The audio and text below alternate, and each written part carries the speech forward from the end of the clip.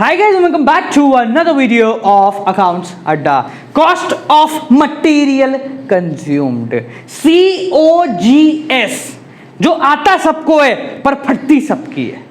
आता सबको है पर फटती सबकी, और सबको पता है कि ये आएगा और फाड़ के जाएगा। सो भाइयों बहनों, चलिए शुरू करते हैं। हमारा आज का टॉपिक काफी इंटरेस्टिंग टॉपिक होने वाला है। 5-6 क्वेश्चन करने वाले हैं। एट लास्ट आपको किस क्वेश्चन, किन बुक से हम क्वेश्चन प्रोवाइड करा रहे हैं प्रेजेंटली, और भी काफी सारी चीजें आप लोगों को करानी है। तो चलिए शुरू करते हैं। The basic concept of cost of material consume या कॉस्ट ऑफ मटेरियल कंज्यूम्ड। चलिए तो लेट्स गेट स्टार्टेड। ठीक है, so cost of material consume, COMC था। हाँ जी, तो कॉस्ट ऑफ मटेरियल कंज्यूम का मतलब क्या होता है? देखो सादा भाषा में हम समझते हैं। If we talk very clearly, मान के चलते हैं कि आपकी चाय की दुकान है। चाय की दुकान है भाई, चाय की दुकान है, चाय की नहीं, चाय की दुकान है, म्यूजिक की दुकान है। ठीक है, आप म्यूजिक की दुकान रखते हैं और म्यूजिक की दुकान पे आपके यहाँ गिटार रहते हैं। क्या रहते हैं? गिटार। अब भाई गिटार रखे हुए, आप समझना मेरी बात को। चलो ये तो थोड़ा ज्यादा हो गया। ठीक है, तो हम ये मान के चलते हैं कि साल की शुरुआत में 10 यूनिट आपके पास पड़ी हुई थी। साल की एंड में 5 यूनिट बच गई, तो आपने पूरे साल कितनी यूनिट बेच डाली? साल की शुरुआत में 10 यूनिट थी, साल के एंड में 5 यूनिट बच गई, तो पूरे साल में आपने कितनी यूनिट बेच डालेंगे? आप बोलोगे सर सीधी सी बात है, 5 यूनिट हमने बेच डाली। सही, कोई दिक्कत नहीं। अच्छा, अगर मैं बोलूं कि मान लो इसके साथ साथ साल की शुरुआत में आपके पास 10 गिटार रखे हुए थे, आपने बीच में 2 गिटार और खरीद लिए। साल की शुरुआत में 10 गिटार आपके पास थे, आपने 2 गिटार और खरीद लिए, और जब आप दुकान बढ़ाने जा रहे हैं, दुकान बंद करने जा रहे हैं, तो आपके पास 7 गिटार, कितने? 5 गिटार पड़े हैं। कितने गिटार पड़े हैं? 5। वापस सुनेंगे, शुरुआत में 10 थे, 2 खरीद लिए, अब बचे हैं 5। तो कितने बेच दिए मुन्ना? टोटल कितने हुए? 12। अभी कितने हैं? 5। यानी कि कितने बेच दिए? 7। ये तो आसान था ना? बोलो आसान था या मुश्किल था? बोलो आसान था मुश्किल था? आप बोलोगे सर बहुत आसान था। यही तो था cost of material consume, COMS, COMC, cost of material consume. हाँ जी, अब आप बोलोगे सर ऐसा था? जी हाँ, बिल्कुल ऐसा था। अगर अपन फॉर्मूले से चलें तो अगर will we talk about the formula, तो फॉर्मूला क्या कहता है, बड़ा ध्यान से समझेंगे। फॉर्मूला है तुम्हारा ओपनिंग स्टॉक, साल के शुरुआत में कितना सामान था, प्लस क्लोजिंग स्टॉक माइनस, तो opening stock plus purchases minus closing stock. क्या फॉर्मूला है? Opening stock plus purchases minus closing stock. अब फॉर्मूला बड़ा ध्यान से समझना, ये आपका आंसर आ जाएगा। अब पहले मेरी बात को ध्यान से समझो। क्वेश्चन में क्या बोला गया है? 3 चीजें हैं, वो 3 चीज जब आपको इकट्ठी एक साथ मिलेंगी तब आप ये फॉर्मूला लगाएंगे, वरना इस फॉर्मूले में इंप्रोवाइजेशन करवाएंगे। क्या बोला मैंने? अगर ये 3 चीजें एक साथ मिल गई आपको, ओपनिंग स्टॉक दिख गया, क्लोजिंग स्टॉक दिख गया, परचेज दिख गया, तो आप एज इट इज ये फॉर्मूला लगा देंगे और कुछ नहीं। वो अपन ने कल बात की थी ना, गाजर का हलवा बना मिल गया, क्या करोगे? खाओगे। क्या करोगे?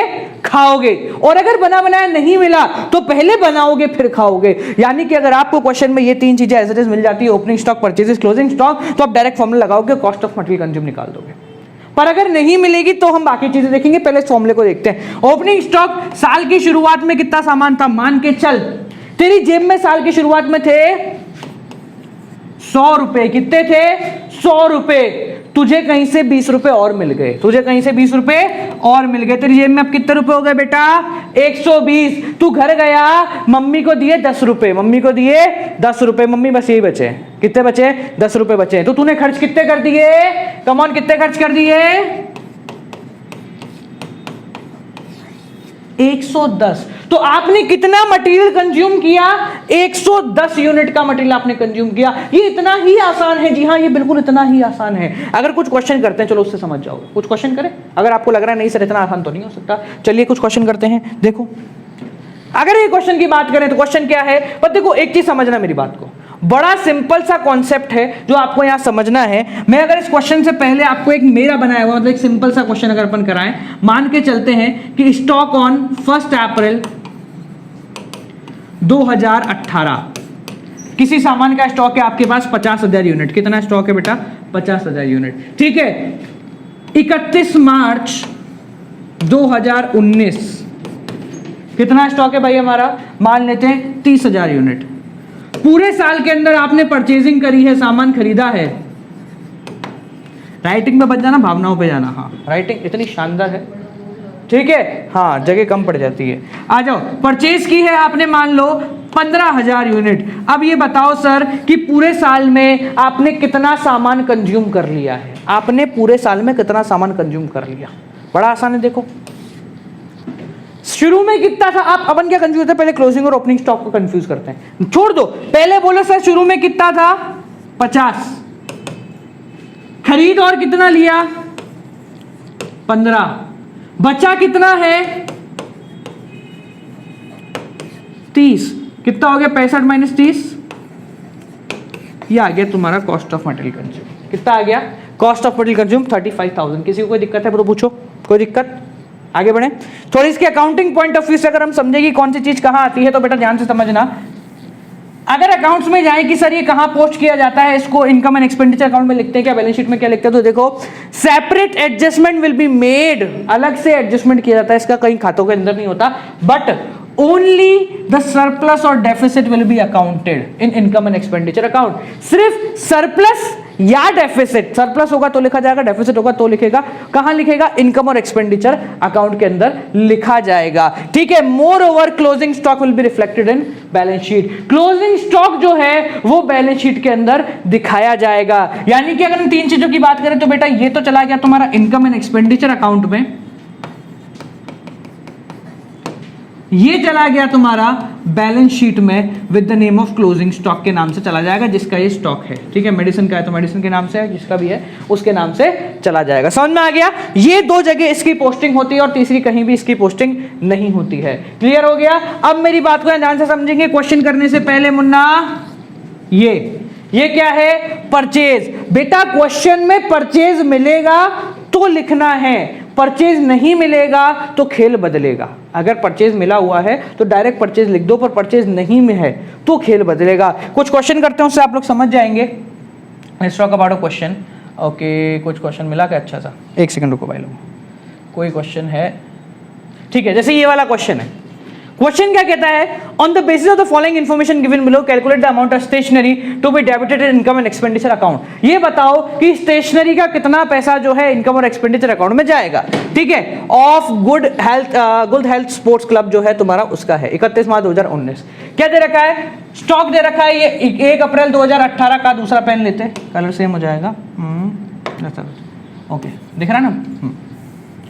क्या बोला, 1 अप्रैल 2018 को ये है, 31 मार्च 2019 को ये है, क्रेडिटर इतने हैं, क्रेडिटर इतने हैं, ये दो चीजें दे रखी हैं। क्वेश्चन में क्या लिखा है, stationery purchase during the year was 4,70,000। मैंने एक चीज बोली है, आपका बेसिक फॉर्मूला पकड़ लो।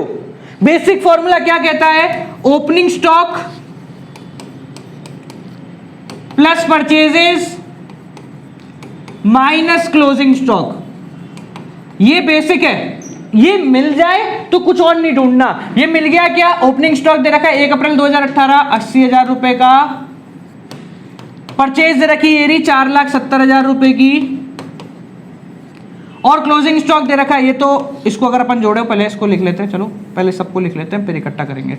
हाँ, क्लोजिंग स्टॉक कितना दे रखा है, ब्रैकेट के अंदर लिख रहा हूं, क्लोजिंग स्टॉक कितना दे रखा है, क्लोजिंग स्टॉक 60,000 रुपए का,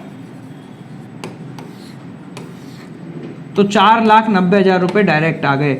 you do not have to do anything with the amount of creditors. इसका आपको कुछ करना ही नहीं है, कुछ नहीं करना, इसको फेंक दो कचरे के डब्बे में।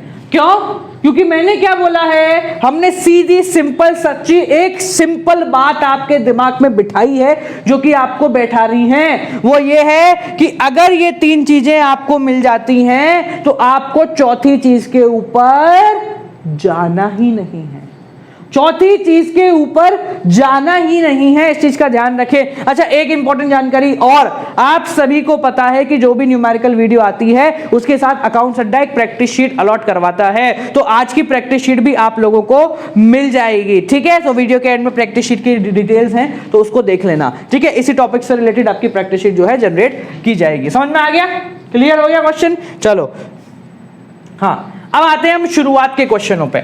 अब समझना बेटा, पहले एक चीज समझो, बहुत इंपॉर्टेंट चीज है, उस चीज को आप समझेंगे फिर आगे क्लियर करना। क्योंकि क्या होता है, हम बस फॉर्मूला रट लेते हैं, सर ये हो गया, ये हो गया, हो गया।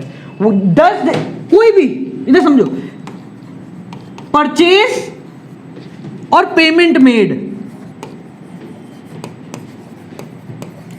इसके बीच में जमीन आसमान का फर्क है या नहीं है ये बताओ।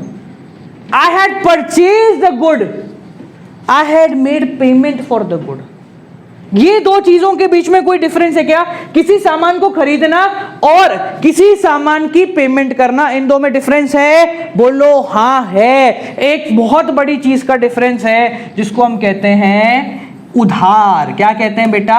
उधार। परचेज में तो तुम्हारा कैश के ट्रांजैक्शन भी आ गए और क्रेडिट के ट्रांजैक्शन भी आ गए, उधार भी आ गया और कैश भी आ गया। पर जब जब क्वेश्चन में पेमेंट मेड मिलता है, इसका मतलब ये सिर्फ कैश की कहानी कह रहा है, ये उधार की कहानी नहीं कह रहा है। तो अगर आपको क्वेश्चन में परचेज नहीं मिलेगा, पेमेंट मेड मिलेगी, तो आपको क्रेडिटर्स का एडजस्टमेंट करना पड़ेगा। किसका एडजस्टमेंट? क्रेडिटर का। क्रेडिटर मतलब देने वाले, जो मुझे लेने वाले जो पैसा लेके चले जाएंगे। क्यों ले जाएंगे? क्योंकि मैंने उनसे सामान खरीदा है। समझ में आ रही है मेरी बात को? तो ये मैंने क्या बोला कि अगर आपको क्वेश्चन में परचेज मिलता है तो डायरेक्ट परचेज करेंगे, पर पेमेंट में मिलता है तो हम क्रेडिटर्स का एडजस्टमेंट को भी उठा लाएंगे कि भैया क्या है। और एक और चीज का ध्यान रखना, अंतिम और सबसे इंपॉर्टेंट, और फिर क्वेश्चन ही करेंगे। वो चीज ये है बेटा कि हमें इस साल का मटेरियल कंज्यूम निकालना होता है। किस साल का? इस पर्टिकुलर ईयर का। तो अगर पिछले साल के क्रेडिटर है तो भाड़ में जान दो, आने वाले साल के तो क्रेडिटर हो नहीं सकते, सामान ही नहीं आएगा। तो पिछले साल की क्रेडिटर है तो भाड़ में जान दो, एडवांस आने वाले साल का मिला है तो उसको भी भाड़ में जान दो। इन दो तीन चीजों का ध्यान रखना, ये आपको हर जगह ध्यान रखनी है, भले सब्सक्रिप्शन हो या कॉस्ट ऑफ मटेरियल कंज्यूम्ड हो। क्लियर हो गई मेरी बात? क्वेश्चन करें? चलो तो एक एक करके क्वेश्चन करते हैं, उसके बाद एक अच्छा क्वेश्चन और कराएंगे। कुछ क्वेश्चन तो आपके देखे हुए होंगे और कुछ क्वेश्चन आपके अनदेखे हुए होंगे, ठीक है ना?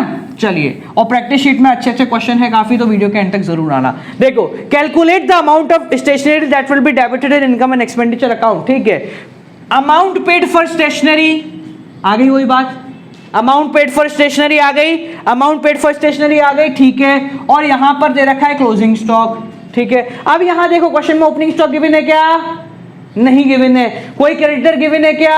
नहीं गिवन है। तो हम क्या करेंगे बेटा, अपना बेसिक फॉर्मूला क्या है? Opening plus purchase minus closing, ये बेसिक फॉर्मूला है अपना। इसमें ना तो ये गिवन है ना ये गिवन है। हाँ, परचेज की जगह अमाउंट पेड गिवन है, पर हमने क्या बोला, जब जब अमाउंट पेड होता है तब तक क्रेडिटर को ढूंढना पड़ेगा। अब यहां पर क्रेडिटर है ही नहीं, तो इसका मतलब क्या है? इसका मतलब बेटा ये है कि आपने जितना पैसा दिया है सिर्फ उतने का सामान खरीदा है। मेरी बात को ध्यान से ना यहां दिमाग में गोल गोल गांठ बांध के रख लो।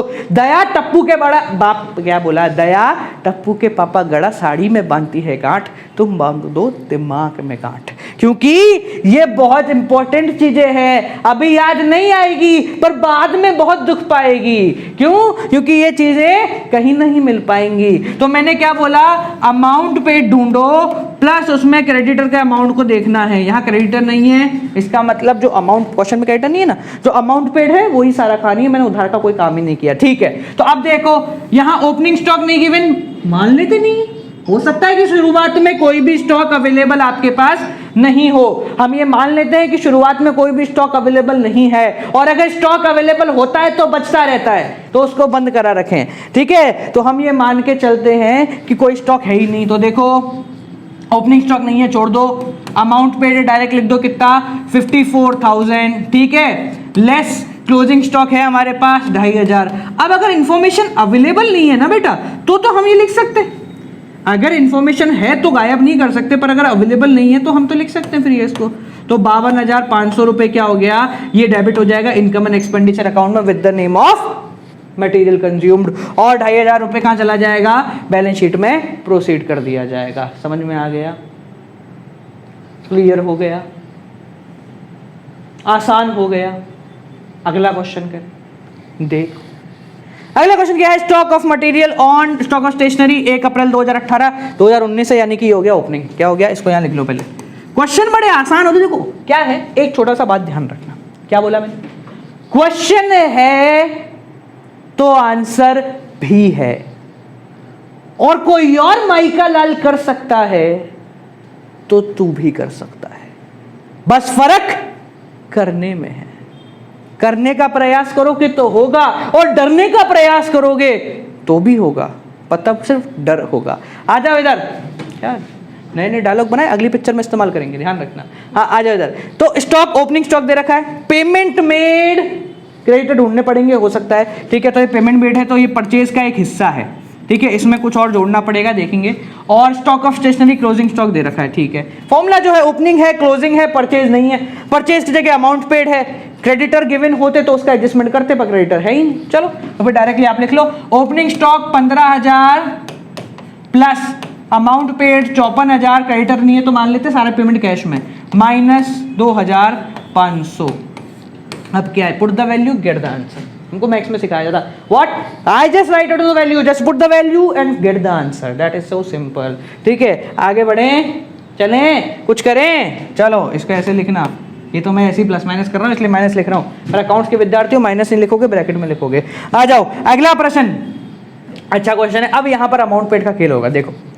From the following information determine the amount to be dated in year. बस हमारे काम की चीज़ ये है भाई, तू नेतागिरी करता रहे, हमें तुझसे कोई मतलब नहीं, हमें सिर्फ इससे मतलब है कि ईयर कौन सा है, ताकि ओपनिंग और क्लोजिंग स्टॉक निकाल ले। Stock of stationery 1 April 2018 opening. अब समझो बेटा, इस पेन को अपन रखते हैं साइड में, तू जा बेटा इधर आ जा। हाँ अब मेरी बात को यहाँ ध्यान से समझेंगे सारे के सारे। एक चीज यहाँ है ना, पहली डिस्क्लेमर दे दूं, आप अगर इस उम्मीद में बैठे हैं कि सर हर क्वेश्चन का एक अलग फॉर्मूला है, तो ऐसा बिल्कुल भी नहीं है। हर क्वेश्चन का अलग फॉर्मूला नहीं होता है, कुछ कराते हैं, क्रेडिटर आ गया उसका भी फॉर्मूला लिखवा दिया, एडवांस पेमेंट, अगला क्वेश्चन देखोगे, एडवांस पेमेंट आ गई, ले कहां है एडवांस पेमेंट, ये रही, ले कराओ, इसका भी फॉर्मूला लगा देंगे। अब क्या होता है, अगर आप ऐसे करने बैठोगे ना बेटा, तो इसमें और मैथ्स में क्या फर्क रह जाएगा। Accounts is all about understanding the thing. You don't have to remember everything. You just have to understand everything. आप चीजों को समझ जाओगे, आपका खेल हो जाएगा। हमें बस इस साल की उधारी चुकानी है, बस इतना ध्यान रखना है। देखो क्वेश्चन को यहाँ पर, stock on 1 April 2018 opening stock दे रखा है, क्रेडिटर दे रखे हैं, ठीक है, ये ओपनिंग क्रेडिटर है, शुरुआत के क्रेडिटर। आप समझना एक अच्छा चलो सिंपल सी बात, शुरुआत के क्रेडिटर में बोल नहीं रहा फॉर्मूला क्या है, खुद बताओ। इस साल की शुरुआत में अगर आदमी मुझसे पैसा मांग रहा है तो कब का मांग रहा है?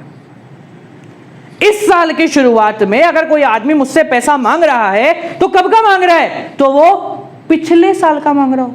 साल की शुरुआत में पैसा मांगने आ गया तो किसने साल का? पिछले साल का। तो ऑब्वियस सी बात है बेटा, ओपनिंग क्रेडिटर माइनस होगा, लोग रटने बैठ जाते हैं। Opening creditor is subtracted, closing creditor is added. नहीं, याद नहीं करना है, आपको समझना है कौन से साल का है ये ध्यान रख। तू कौन से साल का है ये ध्यान रख। यहाँ कहीं भी मैं 2020 नहीं ले रहा, दिख रहा तुम्हें? कहीं नहीं ले रहा, लेना ही नहीं आज आदमी को। क्रेडिटर हुए नहीं पूरे 2020 में, घर पे बैठे बैठे ठल्ले हो गए सारे के सारे। आ जाओ इधर, अमाउंट पेड पूरे साल कितना? परचेज का एक हिस्सा है। अब देखो यहाँ परचेज का एक हिस्सा है, अमाउंट पेड, क्रेडिट वाला हिस्सा भी क्रेडिटर मिल गया है, यानी कि अब क्रेडिटर का खेल चलेगा। ये क्लोजिंग स्टॉक, ठीक है, और ये क्रेडिटर एंड वाले यानी क्लोजिंग क्रेडिटर। क्लोजिंग क्रेडिटर साल के एंड में उससे पैसा मांगने आ गए लोग, इसी साल का होगा। चलो अब फॉर्मूला, पहले बेसिक फॉर्मूला देखो क्या है, opening stock plus purchases minus closing stock. अब देखो मैं एक नई तरीका बताएंगे आज, आपको नया तरीका बताएंगे और कुछ नया सिखाएंगे। सीखने को तैयार बैठा है तो लाइक कर, नहीं बैठा है तो घर जा। Opening stock plus purchases minus closing stock, opening stock plus purchases minus closing stock. Put the value, get the answer. Opening stock, अब यहां बच्चों वाला दिमाग लगाएंगे, देख सवाल होगा, परचेज गिवन है क्या? नहीं गिवन। क्लोजिंग स्टॉक कितना है? कहां गया क्लोजिंग स्टॉक? ये रहा 5,000, ठीक है। आप समझिए खेल को। अब मैं परचेज क्वेश्चन में नहीं है तो मुझे परचेज निकालना पड़ेगा सारे एडजस्टमेंट करके। चाहोगे तो टेबल के फॉर्मेट में बता दूंगा, चाहोगे तो इस फॉर्मेट में बता दूंगा, टोटली अप टू यू कैसे करना है कैसे नहीं करना, समझना। अमाउंट पेड, पूरे साल में पैसा कितना दिया है? 1,08,000 माइनस पिछले साल के कितने क्रेडिटर मांगने आ रहे थे पैसा? ओपनिंग क्रेडिटर कितने लोग मांगने आ रहे थे? 20,000 प्लस इस साल के एंड में कितने लोग मांगने आए? 13,000। चेक करें इसको आंसर को, देखो क्या आ रहा है। समझ में आई है बात? क्या करा हमने? वापिस देखो, बड़ा आसान है, वापिस देखो इसको। Opening stock, closing stock, purchase given नहीं था तो निकाला, पैसा कितना दिया, कैश वाला परचेज हो गया। पिछले साल वाले कितने थे उनको हटा दो, इस साल वाले उधार बाकी कितने रह गए उतने, 1/8 में से 20,000 तो पिछले साल वाले थे, दे दिए। जोड़ा क्या, इस साल जिनको पैसा देना बाकी है, नहीं इन लोग इस साल जो परचेज किया। इन शॉर्ट हम परचेज ही कैलकुलेट कर रहे हैं, क्योंकि डायरेक्टली नहीं गिवन तो इस प्रकार से कर रहे हैं। लिख लो भाई, पुट द वैल्यू करता है आंसर। सिंपल हो गया, आसान हो गया। बोलो हाँ, शाबाश, बोल हाँ। हर क्वेश्चन का आंसर कमेंट में मिलना चाहिए। सर क्वेश्चन नंबर वो, आंसर ये था। चलो इसको अब तुम्हारे तरीके से बताऊं, जो बुक में रटा रहता है तरीका है तुम्हारा, बताएं। देखो, you know that opening stock plus amount paid plus closing creditor, तीनों अमाउंट लिखो इधर, minus opening creditor minus closing stock,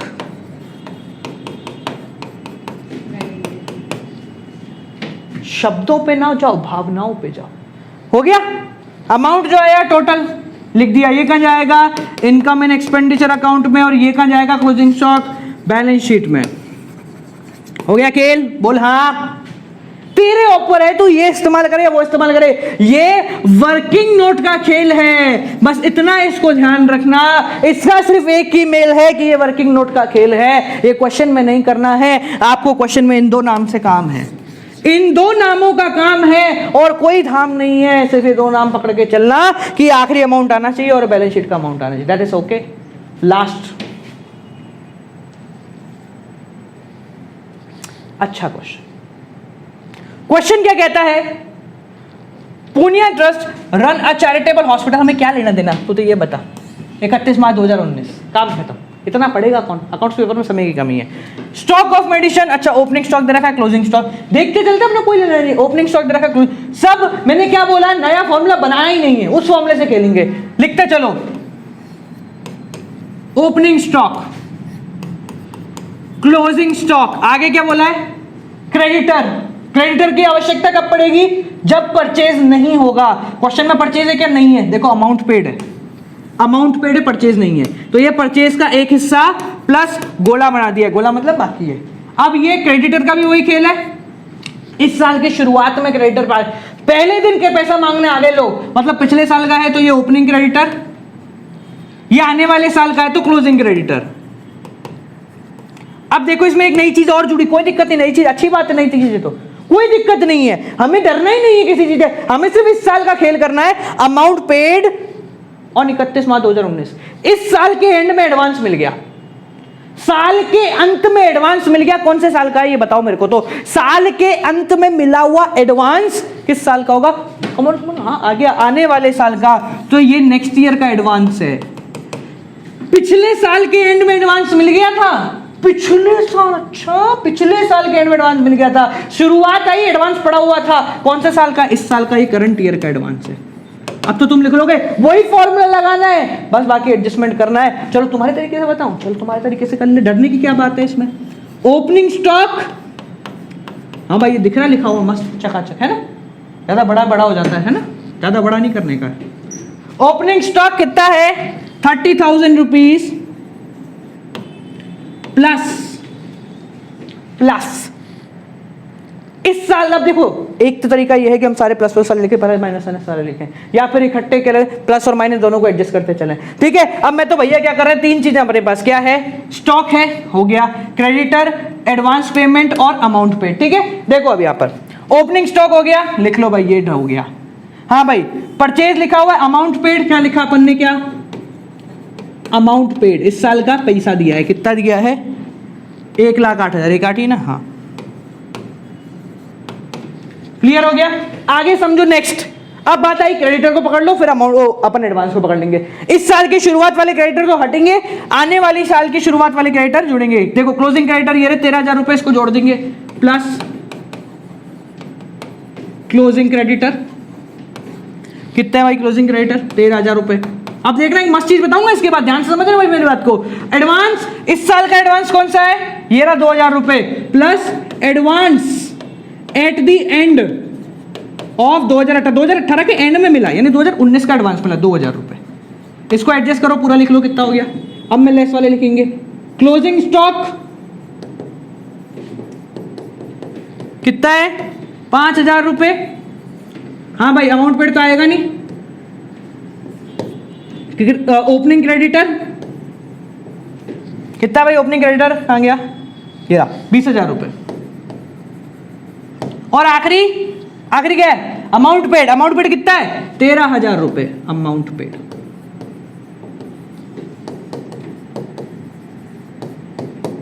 इन सबको ऐड करके यहां लिखो, उन सब में से ये माइनस करना, फाइनल आंसर तुम्हारा आ जाएगा। Put the value, get the answer, I want the answer at the end.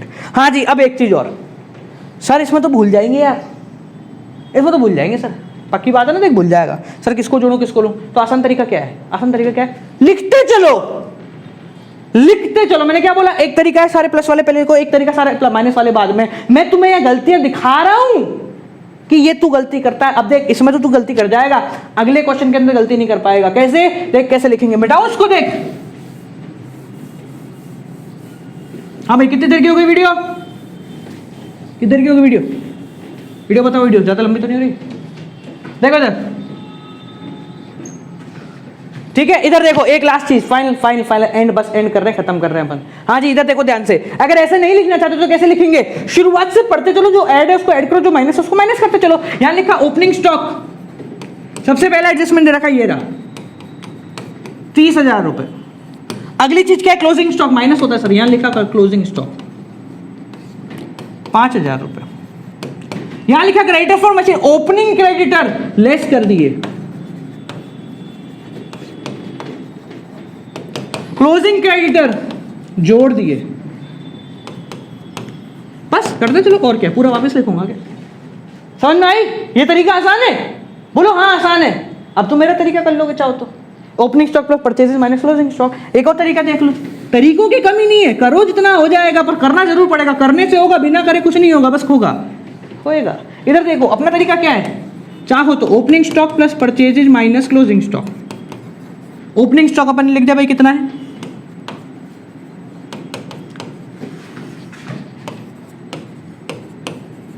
अब यहां एडजस्टमेंट करते चलो। क्या अमाउंट पेड कितना है? 1,08,000। ठीक है, साल के एंड के क्रेडिटर कितने हैं? 13,000। इस साल का एडवांस 2,000 माइनस साल की शुरुआत के क्रेडिटर 20,000 और माइनस 13,000 रुपए अगली साल का एडवांस। खत्म, इसको एडजस्ट कर लो, काम खत्म हो गया। जो तरीका तुम्हें सही लगे, जो इसका आंसर आएगा, that would be adjusted in income and expenditure account and the closing stock will be adjusted in balance sheet. जो तरीका लगे तुझे सही, वो है तेरे लिए सही। जो मैं बोलूं सही, वो नहीं है तेरे लिए सही। इसकी तरह ध्यान रखना। और एक क्वेश्चन और है तुम लोगों के लिए, इस क्वेश्चन को करो, ठीक है? अभी नहीं करना, इस क्वेश्चन को लिख लो, सारे के सारे करना। अच्छा, कुछ लोगों ने मुझसे पूछा था कि सर जो आप प्रैक्टिस शीट प्रोवाइड कराते हैं वो कहां से प्रोवाइड करा रहे हो, क्योंकि उसके क्वेश्चन आप सभी को इंटरेस्टिंग लगे। आज की क्लास की प्रैक्टिस शीट डिस्क्रिप्शन में है, तो उस पर जाके लिंक पे क्लिक करके उस प्रैक्टिस शीट को सॉल्व करना। क्वेश्चन पसंद आते तो मैं बता देता हूँ जनरल वे में कि मैं कहां से उसको लेकर आया हूं। तो काफी सारी बुक्स हैं, जिनमें से कभी प्राइमरीली जिस बुक के लिए मैं एनपीओ का प्रेफर कर रहा हूं, यानी जिस बुक से आप लोगों को क्वेश्चन प्रोवाइड हो रहे हैं प्राइमरीली, दैट इज दिस। ठीक है, ये है आपकी ultimate book of accountancy by आपके डॉक्टर साहब का जो नाम है, जिन्होंने इसको लिखी है, उनका नाम है डॉक्टर विनोद कुमार। ठीक है, डॉक्टर विनोद कुमार की बुक है, एस वैनिश एंड कंपनी की जो है पब्लिकेशन है। तो इस बुक से अभी आप लोगों को क्वेश्चन प्रोवाइड किए जा रहे हैं। काफी वर्सेटाइल क्वेश्चन इसके अंदर अवेलेबल हैं, क्योंकि आप ग्रेवाल पढ़ रहे हैं ऑलरेडी, गोयल आप पढ़ रहे हैं, तो प्रैक्टिस के लिए बहुत सारे क्वेश्चनों के लिए आपको अलग अलग बुक की रिक्वायरमेंट पड़ती है। ठीक है, अगर मैं सेम वही क्वेश्चन जो आप अपनी बुक में भी देख रहे हैं, स्कूल में भी करने हैं, इधर उधर भी कर रहे हैं, वही क्वेश्चन आपको दे देना, तो फिर आपका माइंड क्या उसमें स्ट्रिक्ट रह जाएगा। At the end of the day आप ये सोचोगे सर और कहीं से आ गया, तो इसलिए हर जगह से हर प्रकार के क्वेश्चन आप लोगों को प्रोवाइड कराते हैं। अगर किसी को परचेस करनी है तो डिस्क्रिप्शन में मैं लिंक डाल दूंगा इसका। ठीक है, आप परचेस कर लें, वरना अमेज़न पर अवेलेबल है, यू कैन परचेस इट। ठीक है, ये क्वेश्चन है आपका होमवर्क है, इसको सॉल्व कर लेना। ठीक है, नेक्स्ट क्वेश्चन है, इसको आप सॉल्व कर लेंगे, और डिस्क्रिप्शन में प्रैक्टिस शीट अवेलेबल है, जो कि हमारे ग्रुप में ही फॉरवर्ड कर दी जाएगी, जो हमारा ग्रुप है। अगर जिसको ग्रुप में ज्वाइन होना है 7690041256, इट्स आवर ग्रुप, इसमें आप ज्वाइन हो जाएं। इसमें आपको प्रैक्टिस शीट वगैरह वीडियो की इन्फॉर्मेशन मिलती रहती है। बाकी सबके लिए till then guys keep on watching, good night, bye bye, नमस्कार।